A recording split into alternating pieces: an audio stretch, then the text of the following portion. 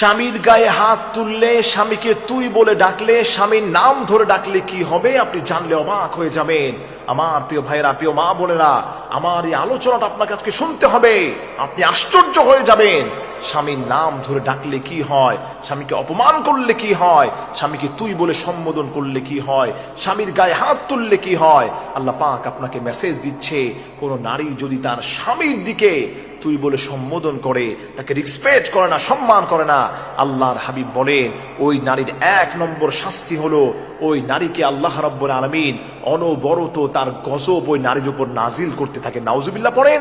অনবরত যদি আল্লাহর গজব আপনার উপর নাজিল হতে থাকে, আপনি যে কোনো সময় ধ্বংস হয়ে যাবেন।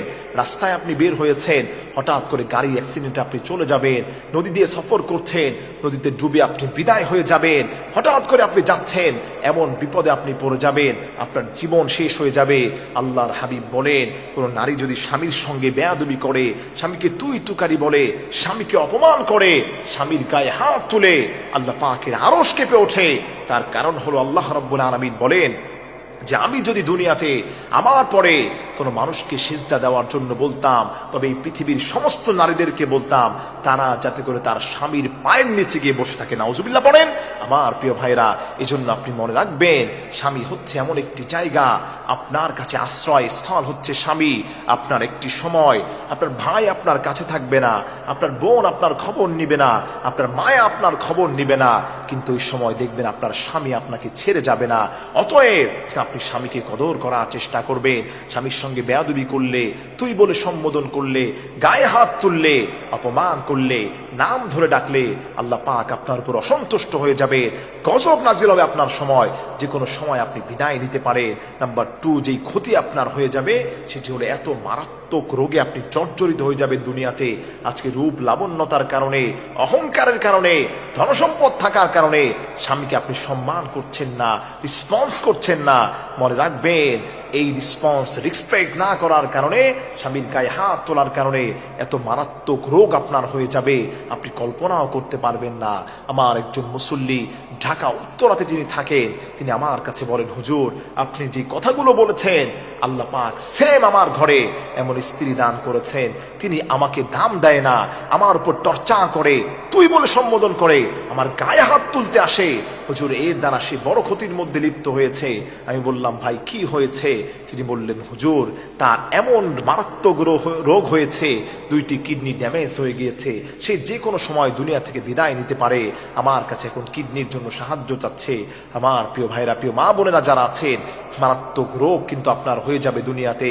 স্বামীর সঙ্গে আপনি বেয়াদবি করবেন না, স্বামীকে তুই বলবেন না, নাম ধরে ডাকবেন না, গায়ে হাত তুলবেন না, আল্লাহর গজব আপনার উপর পড়বে। নবীজি সাল্লাল্লাহু আলাইহি সাল্লাম যখন মেরাজের রজনীতে তিনি যখন জান্নাত জাহান্নামকে ভ্রমণ করলেন, মেরাজের রজনীতে আল্লাহর হাবিব জাহান্নাম দেখাচ্ছেন, জিবরিল আমিন বলছেন, ইয়া রাসূলুল্লাহ এটা হচ্ছে জাহান্নাম। নবীজি দেখলেন অধিকাংশ নারীরাই জাহান্নামে জ্বলছে। আল্লাহর হাবিব জিবরাইলকে বললেন, ইয়া আখি জিবরাইল, এরা কারা? তখন জিবরাইল বললেন, ইয়া রাসূলুল্লাহ এটা হচ্ছে আপনার উম্মতের ওই সমস্ত নারীরা যারা তাদের স্বামীর অবাধ্য হয়, স্বামীর গায়ে হাত তোলে, স্বামীকে তুই তুকারি বলে সম্বোধন করে। নবীজি সাল্লাল্লাহু আলাইহি সাল্লাম বড় ভাঙা হৃদয় নিয়ে দুনিয়াতে আসলেন। এসে আল্লাহর হাবিব সাল্লাল্লাহু আলাইহি সাল্লাম নারীদেরকে বললেন, ইয়া মাশারান নিসা তাসাদ্দাকতা, হে নারী সম্প্রদায়, তোমরা বেশি বেশি করে সাদাকা করো আল্লাহর রাস্তায়, কারণ বেশি বেশি করে সাদাকা করলে আল্লাহ পাক বান্দার উপর সন্তুষ্ট হয়ে যান। বান্দার উপর যদি নারাজও থাকেন, আল্লাহ পাক তার উপর খুশি হয়ে যান। তখন নারী সম্প্রদায়েরা বলল, ইয়া রাসূলুল্লাহ, ইয়া হাবিবাল্লাহ, ওগো দয়াল নবীজি, আপনি কেন শুধু আমাদেরকেই বললেন সাদাকা করার জন্য?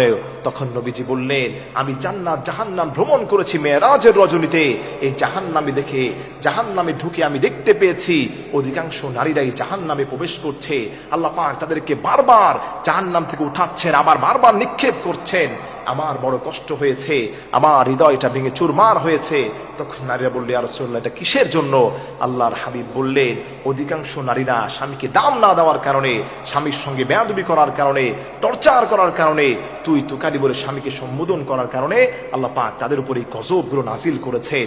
এজন্য মা বোনেরা যারা আছেন, বিনয়ের ডানা অবনত করে আমি অনুরোধ করে যাই, খবরদার, আপনার স্বামী কালো হতে পারে, টাকা কম হতে পারে, আপনার স্বামীকে আল্লাহর নামে শপথ বাক্য পাঠ করে করে সাক্ষী রেখে আপনি আল্লাহর নামে তার সঙ্গে বিবাহ বন্ধনে আবদ্ধ হয়েছেন, তাকে আপনি ছোট করবেন না, খাটো করবেন না, স্বামীর গায়ে আপনি হাত তুলবেন না, যতটুকু পারেন সম্মান করবেন, রেসপন্স করবেন, রেসপেক্ট করার চেষ্টা করবেন। মনে রাখবেন যেই ঘরে স্বামী স্ত্রীর মিল মহব্বত যত বেশি, ওই ঘরে আল্লাহ পাকের রহমত এবং সাকিনাও তত বেশি। যেই ঘরে মানুষের মধ্যে স্বামী স্ত্রী মিল মহব্বত যত কম, আল্লাহ পাকের গজবও তত বেশি। তাই আসেন স্বামী এবং স্ত্রীর সঙ্গে আমরা সৌহার্দ্যপূর্ণ আচরণ করার চেষ্টা করি।